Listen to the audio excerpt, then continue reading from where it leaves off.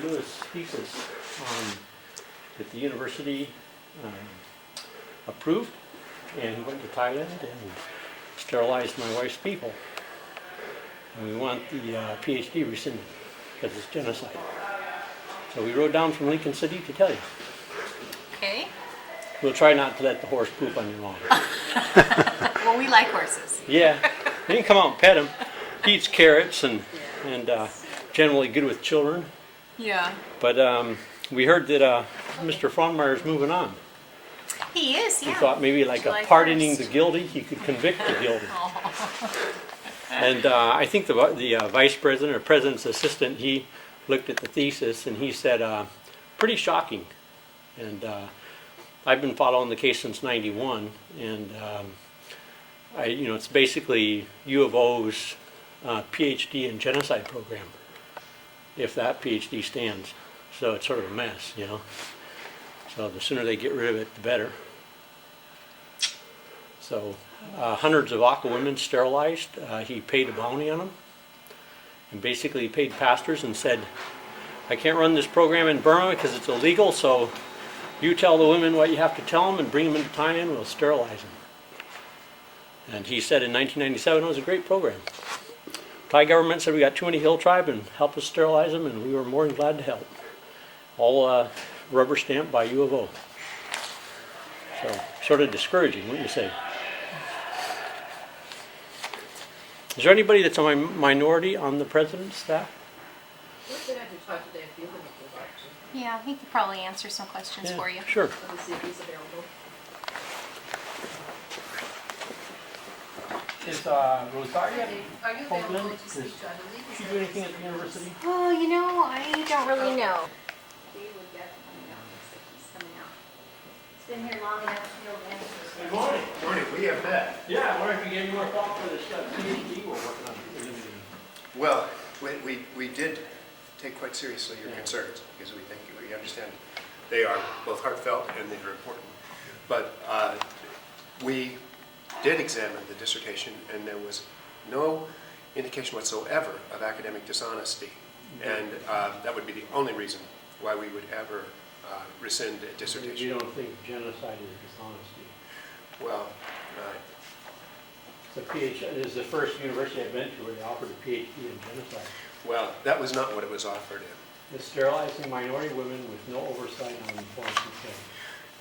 It was offered on in applied anthropology. I don't know whether you've talked to our anthropology department.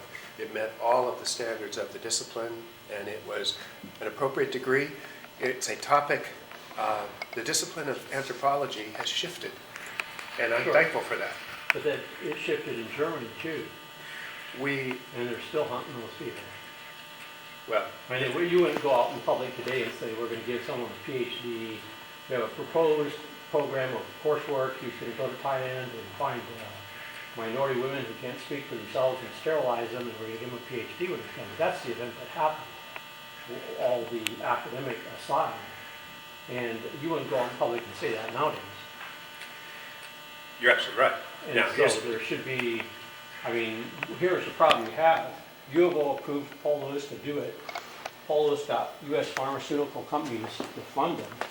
He went over there and said, hey guys, I can speak Aka, I'll do this magic for you in the villages. And the Thai said, look, Paul Lewis is doing it, it must be cool. And they've continued forced sterilization right to the day.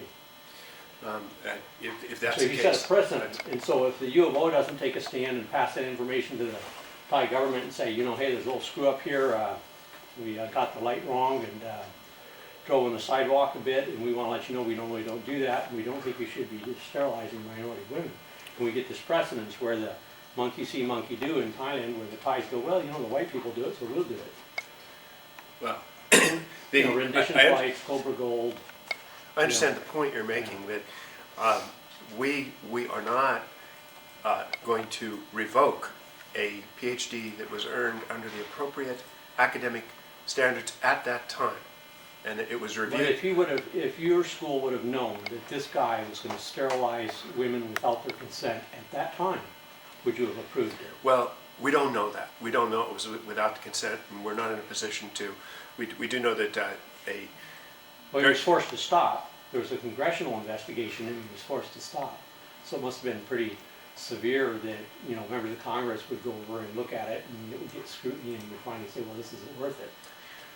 There, There's a lot of women who testified and say, I don't know if you saw the movie Untimely Cut, but there's a lot of women who testified and said, we got pushed into this and we didn't know what it would mean. We didn't know it wasn't reversible. We didn't know that, we would be in a real fix. So we weren't really informed about what's going on.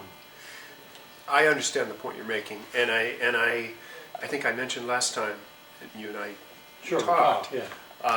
I not only have a profound respect for a deep commitment to our Center for Indigenous Cultural Survival. Rob Proudfoot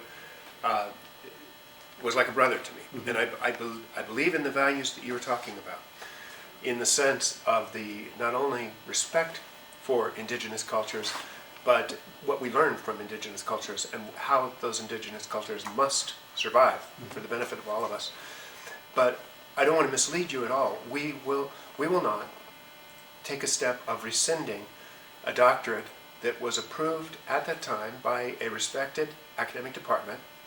And what I can assure you of is that all the procedures that were used during the process of that approval were examined again by our people in the graduate school, by our people in academic affairs. And they want to improve that now, so the standards have changed. In other words, if that had been on the front of it, what we know now at the time, I think there's a good possibility that some people would have raised some eyebrows and said, hey, this is not so cool. And now, of course, at this later date, people certainly feel that way, but I mean, there's quite a world precedent now for retribution going backwards on people that did things that they thought was fine at the time because nobody was giving them any hassle about it. And we feel that basically this Paul Lewis, he set a precedent. He's gotten sterilizations going in Thailand and he's walked away scot-free. And the university hasn't come out and said, well, it's obvious we'll look into this, and if there's some dishonesty went on, and if women didn't get free, prior, and informed consent, it's so odd that this guy would go away to a foreign country and help a government get rid of the minority people. If it's an issue of we can't find women who weren't told the truth about it, well, we could do that. So then that's dishonesty. If they weren't informed, and a lot of women complained that were sick, complained to Paul Lewis, and he'd give $5 to one of the workers and say, tell her to go away and don't come back. If I'm remembering correctly, and I apologize, this was a dissertation in the 80s? Or Late 70s, 78, okay, yeah. And I, as a person who does, and I assure you that this is heartfelt, who does care about indigenous people, I am very happy to see the transition in anthropology away from whether it is a disrespect for or even a desecration of human remains in the case of NAGPRA, the Native American Graves Repatriation Act. I am pleased personally to see the change in anthropology. That would not happen again. Mm-hmm. I appreciate that, but I just think, we make the joke, Paul W. Levis, and there were plenty of Germans that did things that were approved at the time, and forced sterilizations was one of them. And we don't see Lewis as much less than a criminal. He dressed in a church robe. And we just, we don't see anybody willing to stand up and say, this guy did activity that is disgraceful. And he just got away with it because it was in a little corner of the earth where he could get away with it before there was internet. And in that sense, I say to you, I respect your work to draw it to the public's attention. But what about all the Aqua women? Well, they're basically saying, look, we got sterilized because this university licensed this guy to come over here and do this, and then nobody at the university's picked up on it. We aren't getting any compensation. It never would have happened if the university hadn't given their stamp of approval. I mean, I talked to women in the last 5 years that say, yeah, I got sterilized under this program, and I have the scar for it, and their husbands are gone, their kids are gone, they have no new kids. And they said, we had no idea what was going on with this. And you have pastors in Burma who are saying, hey, we're told to just tell these women that it was a good thing and come along, and then afterwards they had real problems and there wasn't any interest on the part of them. We got caught because Lewis didn't care. He got his quota, and there wasn't anything offered to us, and we were getting the fire from the women. and there was nothing being offered by Paul Lewis, and so basically he just would sterilize and send them back and get his quota, and then he just, in the mid-90s when he did a documentary on it, he said, oh, it was a wonderful thing. But he's not talking about from the perspective of the women, so there's the women, it's like if 100 sterilized women came to the university and said, yeah, well, what about us? When is this guy's PhD going to get dirty? That's the issue. And so rescind the PhD, whatever we want to call it, what is the effort on the part of the university to say, we would never again approve a PhD like this? That, and that in a sense is another question. Is there any apology on the part of the university to say, okay, we can't undo the past, but we let this thing get out of the bag. He went to Asia, he did all this stuff. We didn't know about a lot of it, the details of how it worked out in the field, but it's not something we would repeat. And we offer our condolences to the awful women who got left in the lurch kind of thing. A lot of them aren't even alive anymore. Yeah. Well, and that's a different sort of question that you're asking. I don't tend to argue from a slippery slope argument. And Well, what about criteria for the rescinding? Because if if you can give us criteria for what needs to be done for a PhD to be rescinded, we'd be more than glad to that would be provide the beef. That would be a decision. There's no precedent for rescinding an academic degree earned by the standards of that time. The only time I've seen academic degrees revoked is in cases of academic dishonesty. Now, in the sense of plagiarism, in the sense of misusing sources, and so forth. The first main issue we're concerned with, of course, in dishonesty is lack of free, prior, and informed consent. Because if you didn't tell the woman, we're going to tickle your stomach this morning and you'll have a better marriage because of it.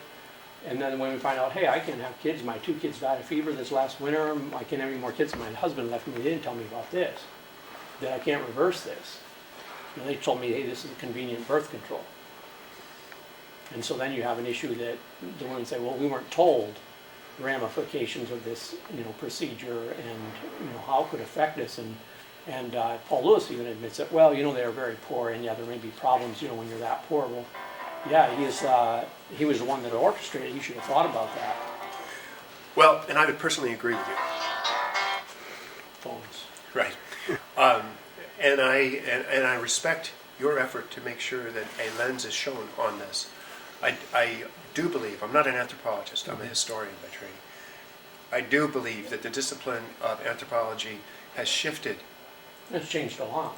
dramatically. The unfortunate blight on Western society is that every time we have one of these little Mengele anthropologists like Darkness Over El Dorado, where they did nuclear radiation treatments on the Yanomamo Indians, every time this happens, the people that actually did it, they don't get punished. And they can go into their retirements with their money and their wealth and their books and their reputation intact, and there's no such thing for the Aka women involved. And that's, we sort of work on the 5 to 20 year plan, and so Paul Lewis isn't dead yet, and we hope to haunt him till the day he is about this, because he never came clean. He thought it was great. He still thinks it's great. He never came clean and said, better or worse, this was a big botch job. It was a real mess, and it made me a lot of grief, and I probably wouldn't do it again if I'd known. But he came right out in '97 and said, oh, the Thai government said we got too many hill tribes, we want your help, and I could speak the language, so I decided to help them, and they were so wonderful to us helping sterilize these women. And there's no sense of shame or anything. And so we sort of feel that we haven't gotten our point across yet, because in every quarter, the Thai government has no shame. And there's things here at the library from the Crown Princess brought stuff over, and she's busy, building the lily over here, and then her Army and Queens project are taking the villagers' land away on that end, and nobody at the university knows that. I mean, it wouldn't break our heart if they took the entire Princess collection and pitched it out in the lawn, so we don't need this, you guys are real bad to your people. You need to learn that, when you're done learning it, come back, we'll talk to you then. So it's just, everybody goes with the status quo, nothing changes. You can go to my website, we've got all kinds of people that have been shot dead in the middle of the night, no trial, no nothing. We've had thousands and thousands of acres of land taken in the past 2 years by the Queen. The U.S. State Department gives the Royal Project $25,000 a year. Everybody says it's out of their hands. So it's like, when do the people pay? The ACA have been paying all along, and everybody says, well, we can't do this, we can't do that. It's like, well, do something, you know? It's like, somebody's got to stand up and say, you know, get Paul Lewis up here, let's have an interview with this guy. Let's say, you mind if, you know, it's a little bit late in the game, but would you, just to satisfy all your peers, would you mind giving up your PhD? I mean, ask him the question. Maybe he'd volunteer to give it up, just out of, you know, being, well, hell, I'm this old, I don't need it anymore anyway. Interesting question. I know that we may have exchanged business Yeah, cards here, before, I got one but for I you. do want to make sure that, oh, yeah. And so you are, Matthew. yes. Yeah, I'm doing a ride from, Matthew McDaniel, right. for ACA issues, I'm doing a ride from Lincoln City to the Thai consul at LA. Uh-huh. And we will be having a demonstration there about the Queen taking the land, and then we'll be going to New Orleans and Atlanta and to the UN at New York. And our main issues are the Queen taking the ACA land, so basically anybody in the US that has friendly relations with Thailand that isn't willing to address this issue, we're concerned about it. The sterilizations, Paul Lewis. Richard P. Hoagland is a man from Molecular Probes. He sold it a couple of years to Vitrogen. And his wife, Rosaria, funds minority women to get their masters in microbiology. She does scholarship programs. And her husband's gone to Thailand, and he does take away the little ACA girls from their family programs. So he's over there taking them away early while she's over here funding them to get education. He's taking them away from their families along with, 100 other different missions doing the same thing, mostly all American. And then we do some anti-malaria programs. And so we're just sort of bringing these issues up in the towns we go through, where Eugene, it's the U of O, it's Molecular Probes, and Rosaria and Richard B. Hogan, those are our issues here. Okay. And so we just like to see people start, realizing that there needs to be something, a letter written, people that say, we've addressed this issue. If you can show that there was dishonesty, I can get experts out the email from the UN to come in and say, this is the definition of free, prior, informed consent. These women didn't have it. Paul W. Lewis knew they didn't have it. Yet he knew it was unethical, and yet he went ahead with the program. And so I can get people that are way up there, they're in ECOSOC status under the Security Council, to come and say, yeah, this would be dishonesty, this would qualify, this guy knew what he was doing. Well, let me give you, I know I probably gave you my name before, because Sure. We talked. We did talk, Yeah. and I want to say, I respect your personal commitment, and I say that without I try to be endorsing. invisible, though. I try this to be an ACA issue, not a math Okay. issue. Well, and I say that without commenting, because I don't know enough. Sure. I don't know enough about all the parameters Well, I of knew what. you studied Yeah. before, and I appreciate that. And I Well, appreciate you keep making yourself more aware of the intricacies of it. But I think on a fair playing field, where we were given the chance to say, we will meet your criteria to show that this was dishonest, that this was fraud, and it may be the first time in history, but if we deliver the goods, we want the PhD. Because we don't want anybody else to go out of here and think, well, you can basically do what you want once you get out the door. Well, and I don't want to fly under false colors at all, but if you want to write to me with just a bit, I don't want to put you through hoops that aren't productive, and I think that your ride is going to be productive in the sense of visibility. There are people who have never heard of the ACA people. Well, that's our main thing, it's Right. education. Yeah. Well, if you want to write to me, please do. The part where I'm saying I don't want to fly under false colors, there's no precedent for revoking, and it becomes what we do is we look to the disciplines at that time, and Right, I actually understand that. the anthropologist who signed off on it, and we looked into this, was a distinguished anthropologist who has since passed away. And Let me interrupt. What would universities do if 20 years on down the road, they found a case where they had given a PhD under all good pretense, and the things that were done in the process of the thesis, say, all these other notes surfaced, and they were unconscionable things that were done. They had castrated Jews, they had drilled holes through the heads of Polish people, yeah. They had done whatever. Would there be a level at which this person was in disgrace for what they had done, and the university maybe didn't have a protocol for rescinding a PhD, but they had basically say, we don't want no part of this person, or they could take some action to say that the university is showing it would never allow this to happen again. I can't give you Could you put a monument to the Aqua women who aren't here anymore on the campus and say, these women aren't here following one of Paul Lewis's sterilization programs? Because the problem is everybody keeps it secret to where it never gets out to the kids that people did a hard right turn and turned around. And there are people out there without names and faces that paid a price for what Paul Lewis did. I mean, I'll give you an example. I think I mentioned this to you last time. A woman came to me and she said, the lady across the road is having a baby, her husband's in the fields at another guy's farm, can you give her a ride to the hospital? Because the baby's coming right now. And so I jumped on the motorbike and I took this very pregnant Aqua woman about 20 kilometers to a hospital, and she had the baby 5 minutes after she got there. And they put her in a bed and I said, now look, you don't let anybody touch you till I get back, and I'll go get your husband. And I came back with her husband and she was already sterilized. And I said, what happened? And they said, they just sterilized me. They took me, they didn't even give me anesthesia, they cut me open and they tied my tubes and sewed me back up. And I said, and she said, it hurt like hell. And that was approved by this huge missionary establishment that says, you give us our visas, we assimilate the ACA, what you do to the ACA, we won't talk, and we will tell people that it makes them easier to convert.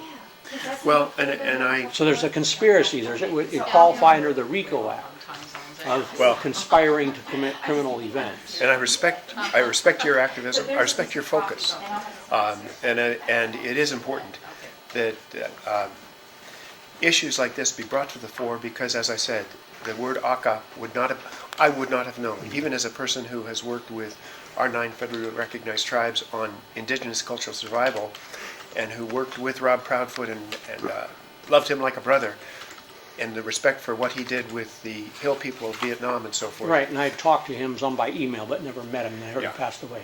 Well, and I respect what you're doing. I invite you to write to me. I say that saying, I respect what you're doing without endorsing the cause, because I don't know. But let's figure out something, concrete we can do in steps that, if we can prove that this was untoward, what happened, and we can keep asking for more to be done by the university, because that's a real issue, is that what he did is in stone.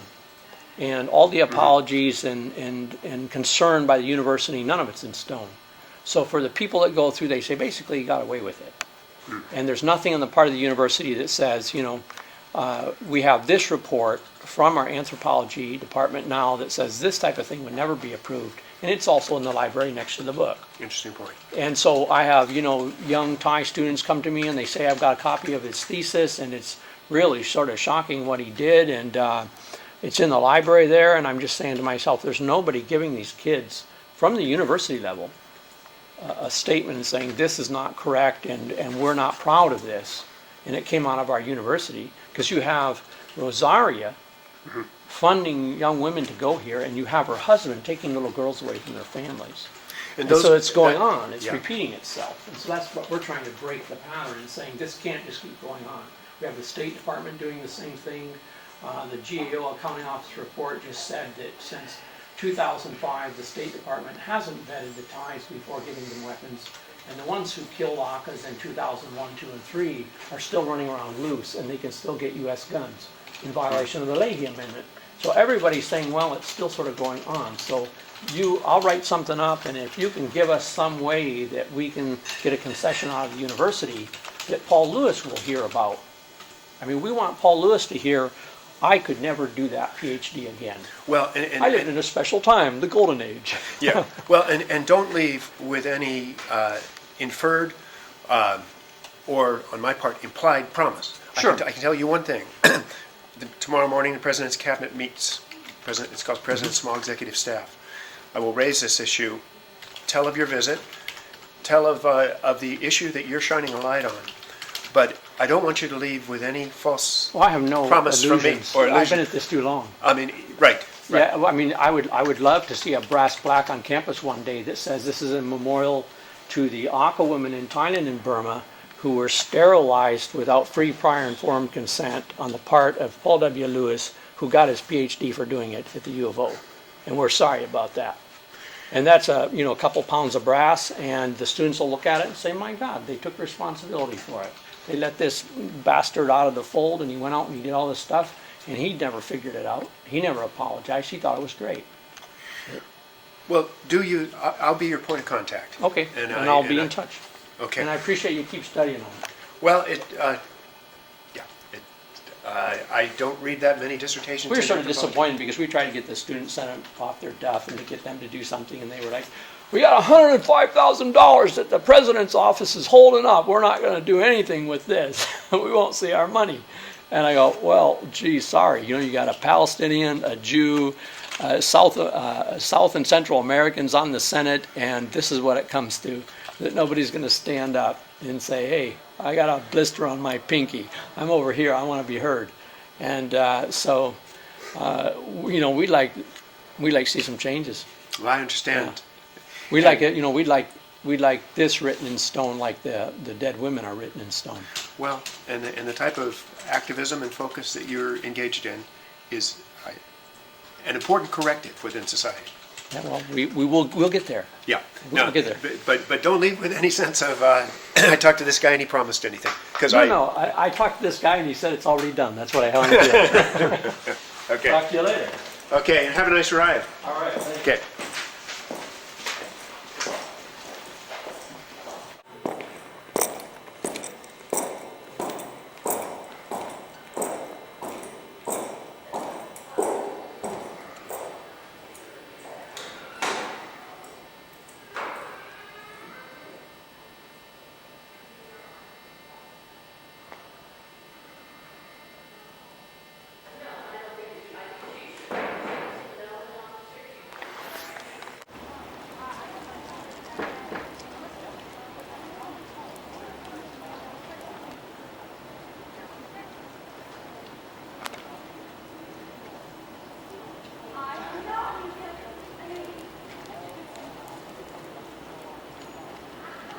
This is the nicest horse you could have.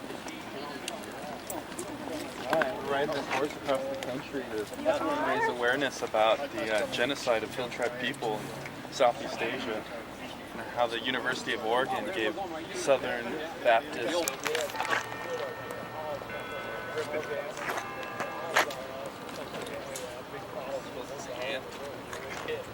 we believe that the horse human relations kind of PR thing.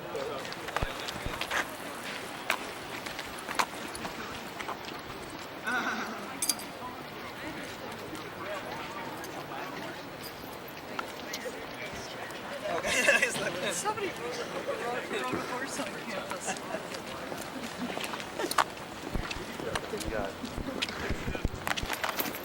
Well, Matthew, what'd you think of that? I think he's in a corner. You think so, huh? I think that he realizes that we're not going to give up until the university gives us something. That they're going to have to show us, and something that we can show to Lewis. You've been heard, and you wouldn't be able to do what you did to get a PhD now. It wouldn't be approved on ethical grounds.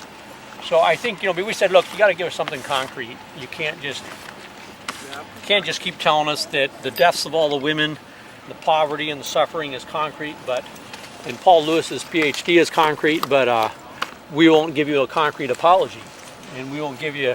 And really what we like is a brass plaque on campus.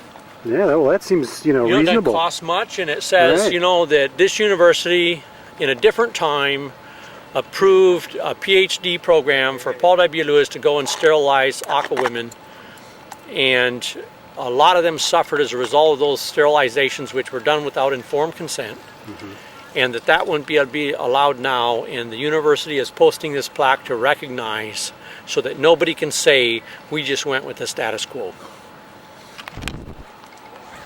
Easy enough.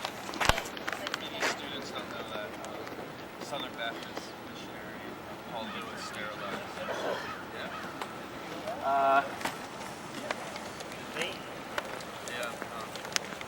Women in Thailand. They let him do it. He sterilized them. He came back. He wrote his thesis. And he said, if a woman's a Christian first, if we convert her first, she's easier to sterilize.